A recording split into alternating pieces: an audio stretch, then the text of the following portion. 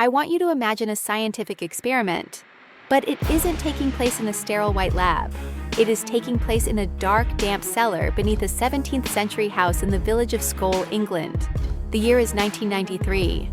4 people, Robin and Sandra Foy and Alan and Diana Bennett, sit in a circle in the pitch black. They aren't holding hands. They aren't chanting. They are sitting quietly, surrounded by equipment. Tape recorders, cameras, thermometers, Geiger counters. Their goal is simple but impossible: to build a bridge between our dimension and the dimension of the dead. This was the Scole Experiment, and for 5 years, it produced the most compelling physical evidence of the afterlife ever recorded. At first, the phenomena were small lights like fireflies dancing in the air.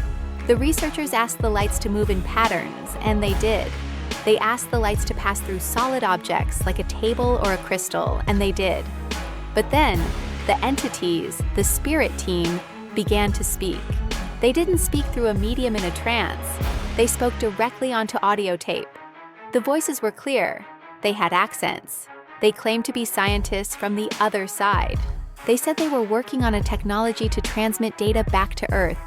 To test this, the Scole group devised a brilliant experiment. They bought brand new rolls of 35mm film. They didn't put the film in a camera. They kept it sealed in the factory canister. They put the canister in a locked, secure box in the middle of the room. They asked the spirits to imprint an image onto the film using thought energy. When they developed the film later, the results were terrifying. The film wasn't blank. It was covered in images. There were faces. There were handwritten poems in German and English. There were diagrams of chemical formulas. There were even X-ray images of internal machinery. Remember, this film was never exposed to light. It was sealed. The only way those images could get there is if something manipulated the chemicals directly inside the canister. The news spread. Skeptics arrived. Members of the Society for Psychical Research, including professors of psychology and electrical engineering, came to Scole. They searched the room for wires. They searched the people for hidden lights. They brought their own sealed film. And every time the phenomena happened, one witness, a NASA scientist, reported seeing a ball of light enter his own body. He described it as a physical sensation of being touched by electricity.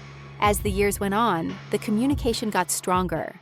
The spirits claimed they were using a trans-dimensional gateway. They sent messages referencing things that the sitters couldn't possibly know. But then, in 1998, the mood changed. The spirit team warned the group that there was interference. They said that by punching a hole between dimensions, they had attracted the attention of something else, something not friendly.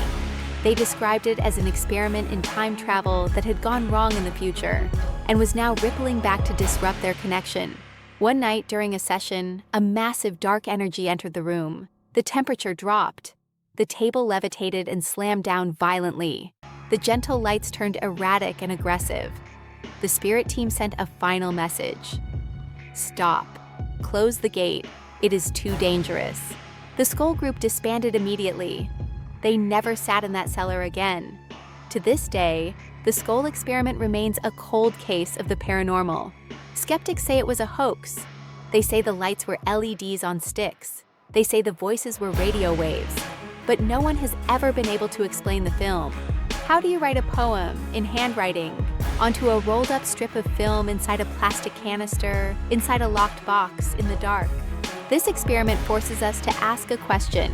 We usually look for ghosts with EMF meters and spooky feelings. But what if the afterlife is just physics we don't understand yet? What if the dead aren't ghosts? What if they are just energy signals broadcasting on a frequency we forgot how to tune into? And if we do build a machine to talk to them, are we sure we want to open that door? I am your host. Keep the lights on, subscribe,